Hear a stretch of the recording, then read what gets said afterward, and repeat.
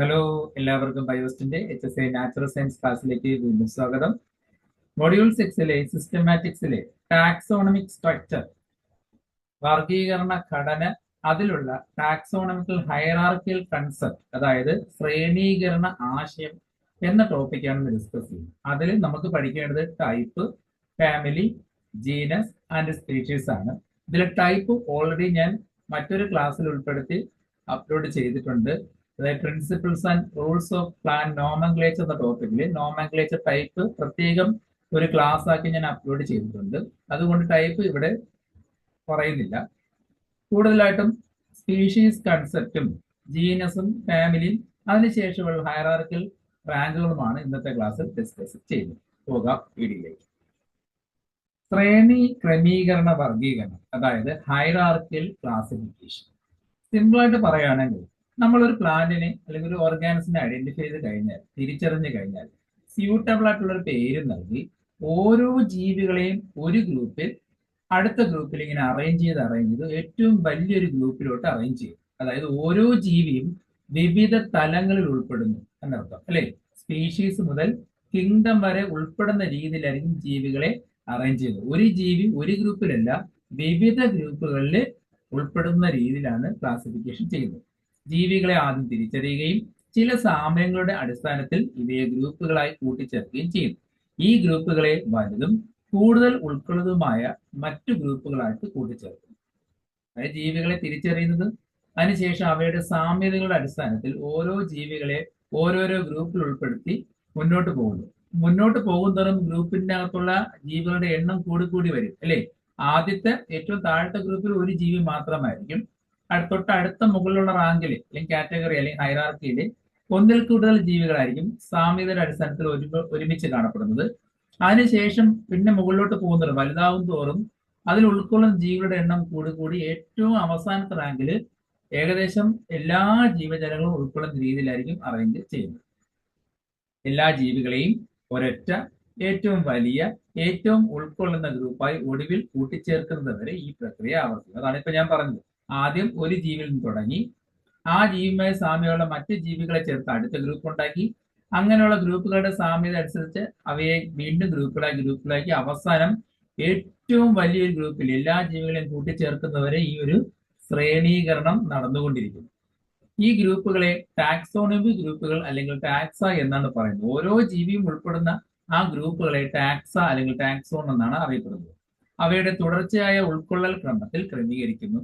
താഴെ ഏറ്റവും കുറഞ്ഞവ ഉൾക്കൊള്ളുന്നവയും മുകളിൽ ഏറ്റവും കൂടുതൽ ഉൾക്കൊള്ളുന്നവയായിരിക്കും കാണപ്പെടുന്നത്. അതായത് ഏറ്റവും താഴത്തെ ടാക്സോൺ എന്ന് പറഞ്ഞാൽ എപ്പോഴും സ്പീഷീസ് ആയിരിക്കും, മുകളിലത്തെ ടാക്സോൺ കിങ്ഡം ആയിരിക്കും. അപ്പൊ ഏറ്റവും താഴത്തെ ലെവലിൽ വരുമ്പോൾ ഒരു ജീവിയെ കാണുമ്പോൾ ഏറ്റവും കുറഞ്ഞ റാങ്കിലായിരിക്കും കാണപ്പെടുന്നത്. ഏറ്റവും മുകളിലെത്തുമ്പോൾ ടാക്സോണിലെത്തുമ്പോൾ ഒരുപാട് ജീവികൾ ചേർന്നായിരിക്കും, സാമ്യതകളുള്ള എല്ലാ ജീവികളും ചേർന്ന് ഒരൊറ്റ വലിയ ഗ്രൂപ്പിലായിരിക്കും അവസാനിക്കും. ഇങ്ങനെ നമ്മൾ ജീവികളെ രൂപീകരിച്ച് ക്രമീകരിച്ച് മുന്നോട്ട് പോകുമ്പോൾ ആ ഓരോ ലെവലിനെ ടാക്സോൺ എന്നോ അല്ലെങ്കിൽ റാങ്കുകളെന്നോ അല്ലെങ്കിൽ ഗ്രൂപ്പുകളെന്നോ കാറ്റഗറി എന്നോ ഹൈറാർക്കി എന്നോ പറയാം.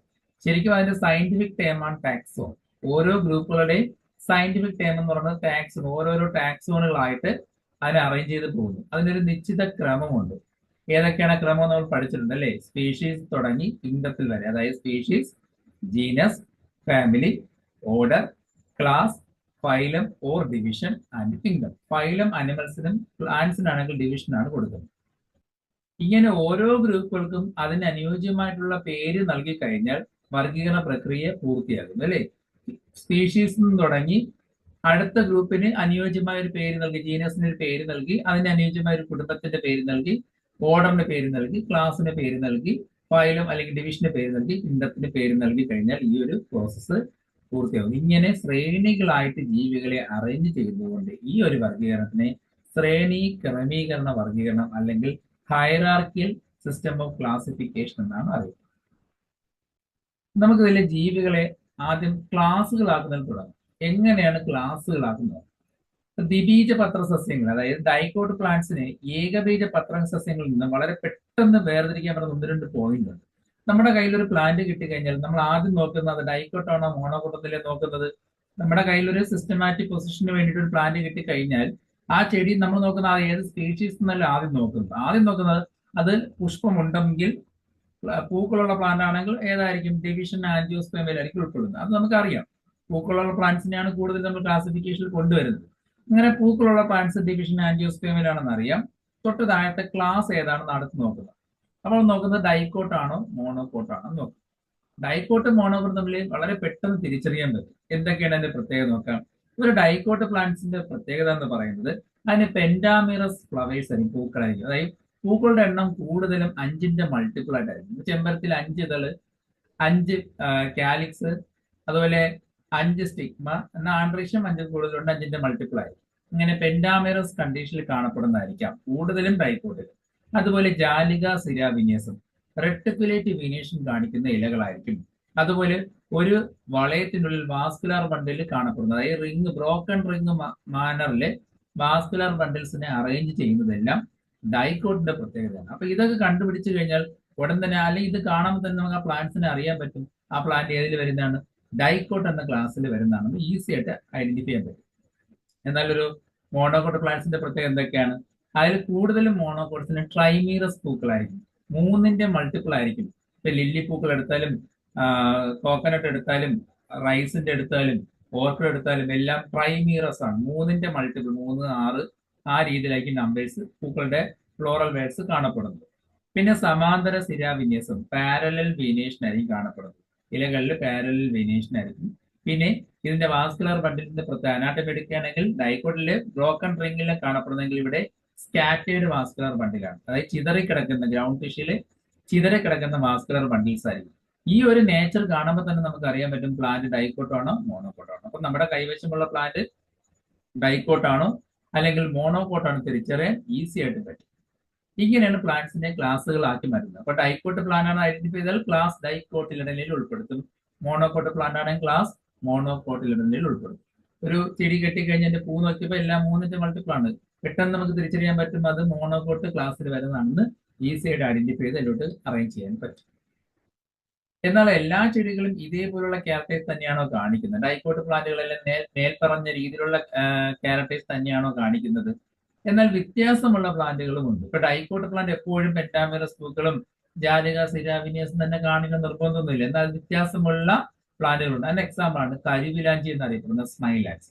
സ്മൈലാക്സ് ഒരു മോണോകോട്ട് പ്ലാന്റ് ആണെങ്കിൽ സാധാരണ അതിനകത്ത് എന്താണ് വരേണ്ടത്? പാരലൽ വീനേഷൻ ആണ് വരേണ്ടത്. മോണോകോട്ടിന് പൊതുവെ പാരലൽ വീനേഷൻ, ഇലയെടുത്ത് നോക്കി പാരലൽ വീനേഷൻ ആണെങ്കിൽ മോണോകോട്ട് ഈസി ആയിട്ട് തിരിച്ചറിയാൻ പറ്റും. എന്നാൽ സ്മൈലാക്സ് ഒരു മോണോകോട്ട് ആണെങ്കിലും അതിനകത്ത് റെട്ടിക്കുലേറ്റ് വീനേഷൻ ആണ്. അപ്പോൾ റെട്ടിക്കുലേറ്റ് വീനേഷൻ ഉള്ള ഒരു മോണോകോട്ട് പ്ലാന്റും ചുറ്റുപാടും കാണപ്പെടുന്നു. അതുപോലെ പ്ലന്റാഗോ എന്നൊരു പ്ലാന്റ് ഉണ്ട്, അത് ഡൈക്കോട്ട് പ്ലാന്റ് ആണ്. ഡൈക്കോട്ടിലാണെങ്കിൽ എന്ത് വീനേഷൻ ആണ് കാണേണ്ടത്? റെട്ടിക്കുലേറ്റ് വീനേഷനിലെ കാണേണ്ടത്. എന്നാൽ പ്ലന്റാഗയിൽ സമാന്തര സിരാവിനേഷൻ പാരലൽ വീനേഷൻ കാണിക്കുന്ന ഡൈക്കോട്ടുകളും ഉണ്ട്. അതുപോലെ ആമ്പലിന്റെ പ്രത്യേകത, ആമ്പൽ എന്ന് പറയുന്നത് ഒരു ഡൈക്കോട്ടാണ്. ഡൈക്കോട്ട് ആണെങ്കിൽ അതിനകത്ത് വാസ്കുലർ ബണ്ടിൽ റിംഗ് ആയിട്ട് അറേഞ്ച് ചെയ്തിരിക്കണം, പക്ഷേ സ്കാറ്റേഡ് ബണ്ടിൽസ് ആണ് അതിൽ കാണപ്പെടുന്നത്. മോണോകോട്ട് പോലെ സ്കാറ്റർ ചെയ്ത് കിടക്കുന്ന, ചിതറി കിടക്കുന്ന വാസ്കുലർ ബണ്ടിലാണ് ആമ്പലിൽ കാണപ്പെടുന്നത്, നിംഫയിൽ കാണപ്പെടുന്നത്. എന്നാൽ ഫില്ലാന്തസ്, നെല്ലിക്കയുടെ കുടുംബത്തിൽ വരുന്ന ഫില്ലാന്തസിന്റെ പ്രത്യേകത അതൊരു ഡൈക്കോട്ടാണ്. പക്ഷെ ഡൈക്കോട്ട് ആകുമ്പോൾ അതിനകത്ത് പെന്റാമിറസ് പൂക്കളാണ് വരേണ്ടത്, പക്ഷെ ട്രൈമീറസ് പൂക്കളാണ്. 3ന്റെ മൾട്ടിപ്പിൾ ഉള്ള ഡൈക്കോട്ടുകൾ നമ്മുടെ ചുറ്റുപാടുണ്ട്. അപ്പൊ ഇങ്ങനെയുള്ള ചില കേസുകളിൽ വ്യത്യാസങ്ങൾ വരുന്ന ഒഴിച്ചു കഴിഞ്ഞാൽ ബാക്കി എല്ലാ ഡൈക്കോട്ട് മോണോകോട്ടിന് നേരത്തെ പറഞ്ഞ ക്യാരക്ടേഴ്സ് ആണ് കാണപ്പെടുന്നത്. അതുകൊണ്ട് തന്നെ ഈസി ആയിട്ട് നമുക്ക് അത് മനസ്സിലാക്കി അവയെ ക്ലാസ് ഡൈക്കോട്ടിലിഡനിൽ അല്ലെങ്കിൽ ക്ലാസ് മോണോകോട്ടിലിഡനിൽ ഉൾപ്പെടുത്താൻ പറ്റും. അടുത്തത് സ്പീഷീസ് കൺസെപ്റ്റ്. സ്പീഷീസ് എന്ന ആശയം എങ്ങനെ ഉടലെടുത്ത് നോക്കാം. ഒരു ജീവിവർഗം ഒരു ആശയമാണ്. നമ്മളൊരു സ്പീഷീസ് എന്ന് പറഞ്ഞൊരു ആശയമാണ്, ഒരു കൺസെപ്റ്റ് ആണ്. ഇത് ആരാണ് കൊണ്ടുവന്നത്? മനുഷ്യൻ തന്നെയാണ്. നമ്മുടെ മനസ്സിന്റെ ചിന്താഗതിക്ക് അനുസരിച്ചാണ് ഇത് നിർമ്മിച്ചിരിക്കുന്നത്. അതായത് ഓരോ മനുഷ്യരും വ്യത്യസ്തരായിട്ട് ചിന്തിക്കുന്നതിനാൽ നമുക്ക് ജീവിവർഗത്തിന് പല പല ഡെഫിനിഷൻ കൊടുക്കാൻ പറ്റും. ഇപ്പൊ ഞാൻ നൽകുന്ന ഒരു ഡെഫിനിഷൻ ആയിരിക്കില്ല സ്പീഷീസിന് മറ്റൊരാൾ നൽകുന്നത്. അപ്പം സ്പീഷീസിന് പല ഡെഫിനിഷൻ ഉണ്ട്. കാരണം സ്പീഷീസ് എന്ന കൺസെപ്റ്റ് തന്നെ മനുഷ്യന്റെ ചിന്താഗതിക്ക് അനുസരിച്ച് ഉണ്ടായതായതുകൊണ്ട് തന്നെ പല ഡെഫിനിഷൻ നിർവചനങ്ങളും ഉണ്ട്. സ്പീഷീസ് എന്ന വാക്കിന്റെ അർത്ഥം വ്യക്തമാക്കാൻ ICBN ശ്രമിച്ചിട്ടുണ്ട്. International code of botanical nomenclature ശ്രമിച്ചിട്ടുണ്ട്. അതിന്റെ അഭിപ്രായത്തിൽ എന്താണ് സ്പീഷീസ് നോക്കാം. സ്പീഷീസുകൾ സൗകര്യപ്രദമാണ്, ലഭ്യമായ എല്ലാ വിവരങ്ങളും ഉപയോഗിച്ച് പരിശീലനം ലഭിച്ച ജീവശാസ്ത്രജ്ഞർ നിർവചിക്കുന്ന വർഗീകരണ യൂണിറ്റുകളാണ്. അതായത് വളരെയധികം എഫിഷ്യന്റ് ആയിട്ടുള്ള സയന്റിസ്റ്റുകൾ നിർവചിക്കുന്നതാണ് ഒരു ക്ലാസിഫിക്കേഷന്റെ ബേസിക് യൂണിറ്റ് ആയിട്ട് കണക്കാക്കുന്നതാണ് സ്പീഷീസുകൾ എന്നാണ് ICBN പറയുന്നത്. അതായത് അവരുടെ അഭിപ്രായത്തിൽ വർഗീകരണത്തിന് അടിസ്ഥാന യൂണിറ്റുകൾ എന്ന് പറയുന്നത് സ്പീഷീസ് എന്നാണ്. അത് അവർക്ക് ലഭിക്കുന്ന വിവരങ്ങളുടെ അടിസ്ഥാനത്തിലാണ് അവർ അങ്ങനെ പറഞ്ഞിരിക്കുന്നത്. എന്നാൽ ജീവശാസ്ത്ര ബയോളജിയിൽ സ്പീഷീസ് എന്ന വാക്കിന് രണ്ടർത്ഥമുണ്ട്.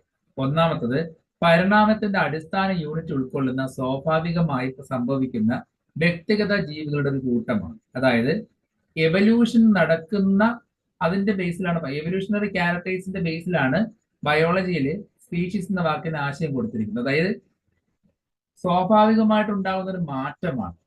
ഒരു കൂട്ടം ജീവികളിൽ സറൗണ്ടിങ്ങിനനുസരിച്ച്, എൻവയോൺമെന്റിന് അനുസരിച്ച് ഉണ്ടാകുന്ന പെട്ടെന്നുണ്ടാകുന്ന മാറ്റങ്ങൾ, പരിണാമ വ്യതിയാനങ്ങളിലൂടെയാണ് സ്പീഷീസ് ഉണ്ടാകുന്നത് എന്നാണ് ബയോളജിയുടെ പോയിന്റ് ഓഫ് വ്യൂവില് നിർവചനം കൊടുത്തിരിക്കുന്നത്.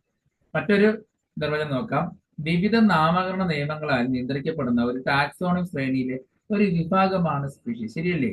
നമ്മൾ ഓരോരോ കാറ്റഗറീസിൽ ഗ്രൂപ്പ് ചെയ്ത് ക്ലാസിഫിക്കേഷൻ ചെയ്യുമ്പോൾ അതിലൊരു ഗ്രൂപ്പാണ്, ഏറ്റവും താഴത്തെ ഗ്രൂപ്പാണ് ഏത്? സ്പീഷീസ് എന്ന് പറയുന്നത്. അടുത്തത് species as basic unit of taxonomy, വർഗീകരണത്തിന്റെ അടിസ്ഥാന യൂണിറ്റ് ആയിട്ടുള്ള സ്പീഷീസ്. നേരത്തെ പറഞ്ഞു കഴിഞ്ഞു, നമുക്കൊരു ക്ലാസിഫിക്കേഷൻ വർഗീകരണം നടത്തണമെങ്കിൽ അതിന്റെ ബേസിക് യൂണിറ്റ് എന്ന് പറയുന്നത് സ്പീഷീസ് തന്നെയാണ്.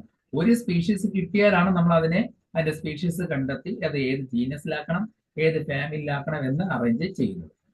സ്പീഷീസുകളാണ് വർഗീകരണത്തിന്റെ അടിസ്ഥാന യൂണിറ്റുകൾ. കാരണം മിക്ക കേസിലും ഇൻഫ്രാസ്പെറിക് പേരുകളില്ല, നാമങ്ങളില്ല. എന്താണ് ഇൻഫ്രാ എന്ന വാക്കിന്റെ അർത്ഥം? കഴിഞ്ഞ ക്ലാസ്സിൽ ഞാൻ ഡിസ്കസ് ചെയ്തിട്ടുണ്ടായിരുന്നു. സ്പീഷീസിനും താഴെയുള്ള റാങ്കുകളെ, ഗ്രൂപ്പുകളെയാണ് ഇൻഫ്രാ എന്ന വാക്കുകൊണ്ട് ഉദ്ദേശിക്കുന്നത്.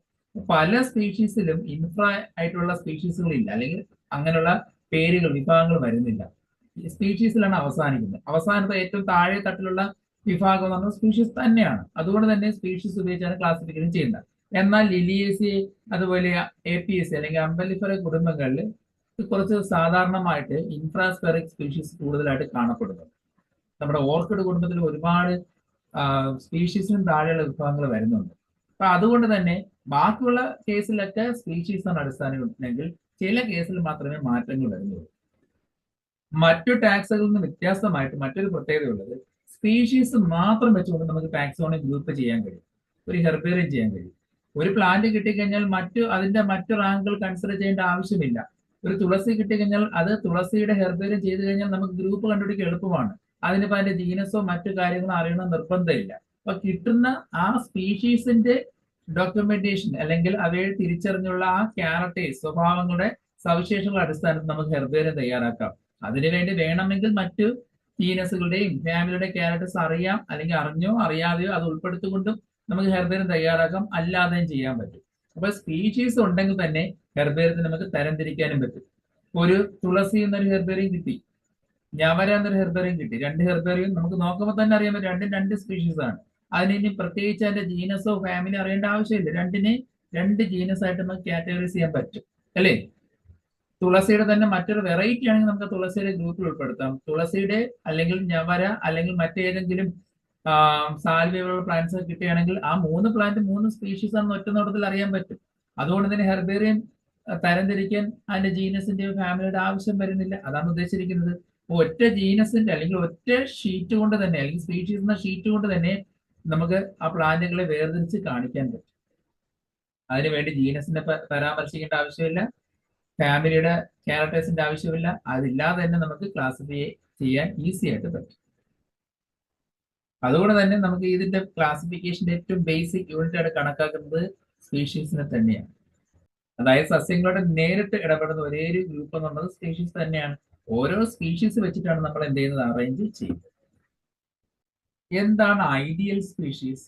അതായത് എളുപ്പത്തിൽ വേർതിരിച്ചറിയാൻ കഴിയുന്ന സ്പീഷീസ്, തിരിച്ചറിയാൻ വലിയ പ്രശ്നങ്ങളില്ലാത്ത സ്പീഷീസ്, പെട്ടെന്ന് ഈസി ആയിട്ട് കണ്ടുപിടിക്കാൻ പറ്റുന്ന സ്പീഷീസുകളെയാണ് ഐഡിയൽ സ്പീഷീസ് എന്ന് പറയുന്നത്. ഒരു ഐഡിയൽ സ്പീഷീസിന്റെ പ്രധാന പ്രത്യേകത എന്തൊക്കെ നോക്കാം. ഈ ജീവിവർഗം വർഗീകരണ പ്രശ്നങ്ങളൊന്നും സൃഷ്ടിക്കുന്നില്ല. ക്ലാസിഫിക്കേഷൻ ചെയ്യുമ്പോൾ വലിയ പ്രശ്നങ്ങളില്ലാതെ ഈസി ആയിട്ട് ക്ലാസിഫൈ ചെയ്യാൻ പറ്റും. അതായത് ഒരുപാട് കോംപ്ലിക്കേഷൻ ആയിട്ടുള്ള ക്യാരക്ടേഴ്സ് കാണിക്കാതെ ഈസി ആയിട്ട് നമുക്ക് ക്ലാസിഫിക്കേഷൻ ചെയ്യാൻ പറ്റും. കൂടാതെ രൂപഘടനാപരമായ സ്വഭാവ സവിശേഷതകളുടെ അടിസ്ഥാനത്തിൽ ഒരു പ്രത്യേക അസ്വസ്ഥമായി എളുപ്പത്തിൽ തിരിച്ചറിയാൻ കഴിയുന്നു. അതായത് പെട്ടെന്ന് യുണീക്ക് ഫീച്ചർ ഉള്ളത് കൊണ്ട് തന്നെ വളരെ എളുപ്പത്തിൽ നമുക്ക് തിരിച്ചറിയാനും ക്ലാസിഫൈ ചെയ്യാനും പറ്റുന്നു. ഇത് ഉള്ളിൽ വ്യതിയാനത്തിന്റെ തുടർച്ച പ്രകടിപ്പിക്കുന്നില്ല. അതായത് ഉപജാതികളോ ഇനങ്ങളോ കാണപ്പെടുന്നില്ല. അതായത് ഈ സ്പീഷീസിന് മറ്റ് രൂപാന്തരണമൊന്നും ഇല്ല. അതായത് സ്പീഷീസിൽ അവസാനിക്കുന്നു. ഇതിൽ നിന്ന് മോഡിഫൈ ആയിട്ടുള്ള അല്ലെങ്കിൽ രൂപാന്തരണം നടന്നിട്ടുള്ള മറ്റ് ചെടികളോ സബ് സ്പീഷീസ് ഉപജാതികളോ ഇനങ്ങളോ രൂപമോ അല്ലെങ്കിൽ ഫോമോ ഒന്നും തന്നെ കാണപ്പെടുന്നില്ല. സ്പീഷീസിൽ അവസാനിക്കുകയാണ്. അതാണ് ഐഡിയൽ സ്പീഷീസ്. ഇത് ജീവി വർഗങ്ങളിൽ നിന്ന് ജനിതകപരമായി വേർതിരിച്ചിരിക്കുന്നു. അതായത് ജീവികളിൽ നിന്നും യുണീക് ഫീച്ചറിൽ നിന്ന് വ്യത്യാസപ്പെട്ടിരിക്കുകയാണ്. ജനിതകപരമായിട്ട് എന്താ ജനറ്റിക്കലി വ്യത്യാസം കാണിച്ചിരിക്കുന്നു. ഓരോ സ്പീഷീസും തമ്മിൽ വ്യത്യാസം ഉണ്ടായിരിക്കും. അതുപോലെ ലൈംഗികമായി പുനരുൽപ്പാദിപ്പിക്കപ്പെടുന്നു. അതായത് റീപ്രൊഡക്റ്റീവ് കപ്പാസിറ്റി കാണിക്കുന്നു. അതിലൂടെ പുതിയ തലമുറകൾ ഉൽപ്പാദിപ്പിക്കുന്നു. ഇത് കുറഞ്ഞത് ഭാഗികമായെങ്കിലും പ്രജനനം നടന്നു. അതായത് റീപ്രൊഡക്ഷൻ കപ്പാസിറ്റി എല്ലാ സ്പീഷീസും കാണിക്കാറുണ്ട്. ഐഡിയ ഓഫ് ട്രാൻസ്മ്യൂട്ടേഷൻ, അതായത് പരിവർത്തനം എന്ന ആശയം. ചില പ്രത്യേക സാഹചര്യങ്ങളിൽ ഒരു സ്പീഷീസ് മറ്റൊരു സ്പീഷീസ് ആയിട്ട് പരിവർത്തനം ചെയ്യുന്നു, ട്രാൻസ്മ്യൂട്ടേഷൻ നടന്നുണ്ടാകുന്നു എന്ന് ഗ്രീക്കുകാർ വിശ്വസിച്ചിരുന്നു. അവർ അങ്ങനെയാണ് വിശ്വസിച്ചിരുന്നത്. അതായത് ചില സാഹചര്യം വരുമ്പോൾ ഗോതമ്പോടനെ ബാർലിയായിട്ട് മാറും, ക്രോക്കസ് ഗ്ലാഡിയോലസ് ആയിട്ട് മാറും, ബാർലി ഓട്സ് ആയിട്ട് മാറും. ശരിക്കും അങ്ങനെ ഉണ്ടാകുമോ? ഇല്ല. പക്ഷെ ഗ്രീക്കുകാർ അങ്ങനെയാണ് വിചാരിച്ചിരുന്നത്. ചില സാഹചര്യം ഗോതമ്പോടനെ ബാർലിയായിട്ട് മാറുന്നു എന്നൊക്കെയാണ് പഴയ കാലങ്ങളിൽ ചിന്തിച്ചിരുന്നത്. ഷാരോക്ക് എന്ന സയന്റിസ്റ്റ്, അതായത് റോബർട്ട് ഷാരോക്ക്, അദ്ദേഹത്തിന്റെ ഗവേഷണത്തിൽ മനസ്സിലായി ഇങ്ങനൊരു മാറ്റം ഉണ്ടാകുന്നില്ലെന്ന് അദ്ദേഹം തെളിയിച്ചു. ഇങ്ങനെ ഒരു പരിവർത്തനം ഉണ്ടാകുന്നില്ലെന്ന് തെളിയിച്ചു. അടുത്തത് നോമിനലിസ്റ്റിക് സ്പീഷീസ് കൺസെപ്റ്റ്, നാമമാത്രമായ സ്പീഷീസ് ആശയം. ഇതിപ്പോൾ അക്കാദമിക് താല്പര്യത്തിന് വേണ്ടി മാത്രം ഉപയോഗിക്കുന്ന കാര്യങ്ങളാണ്. അക്കാദമിക്കിന് വേണ്ടി മാത്രം, പഠനാവശ്യങ്ങൾക്ക് വേണ്ടിയും നാമകരണത്തിന്റെ ഉദ്ദേശത്തിനായി എല്ലാ ജീവജാലങ്ങളും സ്പീഷീസുകൾക്ക് ബാധകമായിരിക്കണം എന്ന് അക്കാഡമിക് കാര്യങ്ങൾക്ക് വേണ്ടി മാത്രം എടുത്തിരിക്കുന്ന കൺസെപ്റ്റാണ് നോമിനലിസ്റ്റിക് സ്പീഷീസ് കൺസെപ്റ്റ് എന്ന് പറയുന്നത്. അടുത്തത് ടൈപ്പോളജിക്കൽ സ്പീഷീസ് കൺസെപ്റ്റ്. ഈ ആശയം ആദ്യമായിട്ട് കൊണ്ടുവന്നത് ജോൺ റേ ആയിരുന്നു 1686. അദ്ദേഹം തന്നെയാണ് സ്പീഷീസ് എന്ന വാക്ക് ആദ്യമായിട്ട് കൊണ്ടുവന്നത്. എന്നാൽ ഇതിനെക്കുറിച്ച് പിന്നീട് ഗവേഷണം കുറച്ചുകൂടി കൂടുതൽ വിശദീകരണം നൽകിയത് കോൾസ് ലിനേയസ് ആയിരുന്നു 1737. ജോൺ റേ ആണ് സ്പീഷീസ് എന്ന വാക്ക് കൊണ്ടുവന്ന് പറഞ്ഞല്ലോ. അദ്ദേഹം ഒരുപാട് ഗവേഷണം നടത്തിയിട്ട് ഈ ആശയങ്ങളെല്ലാം ഒരു ബുക്കായിട്ട് പബ്ലിഷ് ചെയ്തിട്ടുണ്ടായിരുന്നു. അദ്ദേഹത്തിന്റെ പ്രസിദ്ധീകരണങ്ങൾ എന്തൊക്കെ നോക്കാം. മെത്തോഡസ് പ്ലന്റാറം നോവ 1682 പ്രസിദ്ധീകരിച്ചത്. അതുപോലെ ഹിസ്റ്റോറിയ പ്ലന്റാരം 1686 മുതൽ 1704 വരെ അദ്ദേഹത്തിന്റെ വർഗീകരണത്തിലെല്ലാം ഉൾപ്പെടുത്തിയുള്ള വോളിയുമായിട്ട് പബ്ലിഷ് ചെയ്ത ബുക്കാണ് ഹിസ്റ്റോറിയ പ്ലന്റാരം. സ്പീഷീസ് പ്ലന്റാരം, അതുപോലെ ജനീറ പ്ലന്റാരം കൊണ്ട് സ്പീഷീസ് പ്ലന്റാരം കൊണ്ടുവന്ന ആരാണ്? കോൾസ് ലിനിയസ്. ജനീറ പ്ലന്റാരം കൊണ്ടുവന്നത് ബന്ധമാൻ ഉത്തറാണ്. ഓർത്തു വെച്ചോ, മാറിപ്പോയത്. അടുത്തതാണ് വർഗീകരണ ജീവിവർഗങ്ങളുടെ ആശയം, അതായത് ടാക്സോണമി സ്പീഷീസ് കൺസെപ്റ്റ്. ശരിക്കും ഒരു ടാക്സോണമി ലെവലിലോട്ട് സ്പീഷീസിന്റെ എന്ന ആശയം കൊണ്ടുവന്നത് ലാമാർക്കും പിന്നെ അനുസരിച്ച് ഡാർവിൻ. ഇവരുടെ സിദ്ധാന്തങ്ങൾ, ഇവരിങ്ങനെ ഓരോ സിദ്ധാന്തങ്ങളെ വെല്ലുവിളിച്ചുകൊണ്ട് ഗവേഷണം നടത്തിക്കൊണ്ടിരുന്നു, മത്സരിച്ചാണ് നടത്തിക്കൊണ്ടിരുന്നത്. സ്ഥിരതയുടെ സിദ്ധാന്തത്തെ രണ്ടുപേരും വെല്ലുവിളിച്ച് അതിനെക്കുറിച്ച് പഠനങ്ങൾ നടത്തി പുതിയ എക്സ്പ്ലനേഷൻ നൽകിക്കൊണ്ടിരുന്നു. തുടർച്ചയായതും തുടർച്ചയില്ല, കണ്ടിന്യൂസ് ആൻഡ് ഡിസ്കണ്ടിന്യൂസ്, തുടർച്ചയില്ലാത്തമായ വ്യതിയാനങ്ങൾ, വേരിയേഷൻ വഴിയാണ് ജീവികൾക്ക് മാറ്റം ഉണ്ടാകുന്നത്, അല്ലെങ്കിൽ ജീവികൾ ഉണ്ടാകുന്നതൊക്കെ പറഞ്ഞിട്ടുണ്ടായിരുന്നല്ലോ. പിന്നെ രൂപഘടനയെ അടിസ്ഥാനമാക്കി ഓരോ വർഗീകരണ ജീവിവർഗങ്ങളുടെ ആശയം വികസിപ്പിച്ചെടുത്തു. ഈ ഒരു ആശയമാണ് മോർഫോളജിക്കൽ സ്പീഷീസ് എന്ന പേരിൽ അറിയപ്പെടുന്നത്. മോർഫോളജിക്കലി സ്പീഷീസ് ഉണ്ടായത് എങ്ങനെയാണെന്ന് ഗവേഷണത്തിലൂടെ പറഞ്ഞത് ലാമാർക്കും ഡാർവിനാണ്. അവർ പറഞ്ഞത് തുടർച്ചയായിട്ടുള്ള അല്ലെങ്കിൽ തുടർച്ചയില്ലാത്ത പല വ്യതിയാനങ്ങളിലൂടെയാണ് സ്പീഷീസ് ഉണ്ടായെന്നാണ് രണ്ടുപേരും പറഞ്ഞിരിക്കുന്നത്. അപ്പൊ ഈ ആശയം, അതായത് മോർഫോളജിക്കൽ സ്പീഷീസ് എന്ന ആശയം അനുസരിച്ചാണെങ്കിൽ ജീവിവർഗത്തെ പൊതുവായ രൂപഘടന സവിശേഷതകളുള്ള വ്യക്തികളുടെ ഒരു കൂട്ടമായിട്ട് കണക്കാക്കുന്നു. അതായത് ഒരു പൊതുവായ സ്ട്രക്ചർ ഉള്ള, ക്യാരക്ടേഴ്സ് ഉള്ള ഒരു ഗ്രൂപ്പ് ഓർഗാനിസമാണ് സ്പീഷീസ് എന്ന് പറയുന്നത്. ആ ഗ്രൂപ്പ് സ്പീഷീസിന് പൊതുവായിട്ടുള്ള ക്യാരക്ടേഴ്സ് ഉണ്ടായിരിക്കും. ശരിക്കും ഇപ്പോൾ നമ്മൾ പറയുന്ന അതേ അർത്ഥം തന്നെയാണ് അല്ലെ. പൂച്ച എന്നെടുക്കുകയാണെങ്കിൽ ലോകത്തുള്ള എല്ലാ പൂച്ചകൾക്കും ഒരു പൊതുവായ സ്വഭാവമായിരിക്കുമല്ലോ.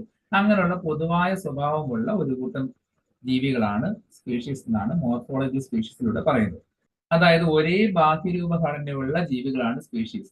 പൂച്ചകളെ കണ്ട എല്ലാ പൂച്ചകളും ഒരുപോലെയല്ലേ കാണാനിരിക്കുന്നത്. എന്നാൽ അതിന്റെ നിറം, കളർ, ആകൃതി, അതിന്റെ ഷേപ്പ്, ആകാരം, അതിന്റെ സൈസ് വ്യത്യാസമായിരിക്കും. അത് ഒഴിച്ചു കഴിഞ്ഞാൽ ബാക്കി എല്ലാ ബാഹ്യരൂപങ്ങളും ഒരു സ്പീഷീസിന് ഒരുപോലെ ആയിരിക്കും. എന്നാൽ വ്യത്യസ്ത ജനിതഘടനയായിരിക്കും. എന്നാൽ ഓരോ പൂച്ചകളും തമ്മിൽ ഇൻഡിവിജ്വലി ജനറ്റിക് ഡിഫറൻസ് കാണും. എല്ലാ പൂച്ചകൾക്കും ഒരേ ജീനുകളാണോ? അല്ല. അങ്ങനെയുള്ള ജനറ്റിക്കലി ഡിഫറൻ്റ് ആയിട്ടുള്ള സെയിം മോർഫോളജിക്കൽ ഫീച്ചേഴ്സ് ഉള്ള ഒരു കൂട്ടം ജീവികളാണ് സ്പീഷീസ് എന്നാണ് മോർഫോളജിക്കൽ സ്പീഷീസ് ആശയത്തിൽ പറയുന്നത്. അതുപോലെ മറ്റൊരു സ്പീഷീസ് ആശയം വന്നത് അതാണ് ബയോളജിക്കൽ അഥവാ ജൈവ സ്പീഷീസ് ആശയം. ഇത് ആദ്യമായിട്ട് വികസിപ്പിച്ചത് മേയർ എന്ന സയന്റിസ്റ്റ് ആണ്. 1942 അദ്ദേഹം ഇത് വികസിപ്പിച്ചെടുത്തത്. അദ്ദേഹം സ്പീഷീസുകളെ നിർവഹിച്ചത് യഥാർത്ഥത്തിൽ അല്ലെങ്കിൽ പരസ്പരം പ്രജനനം നടത്താൻ സാധ്യതയുള്ള പ്രകൃതിദത്ത ജനസംഖ്യയുടെ ഗ്രൂപ്പുകളാണ്.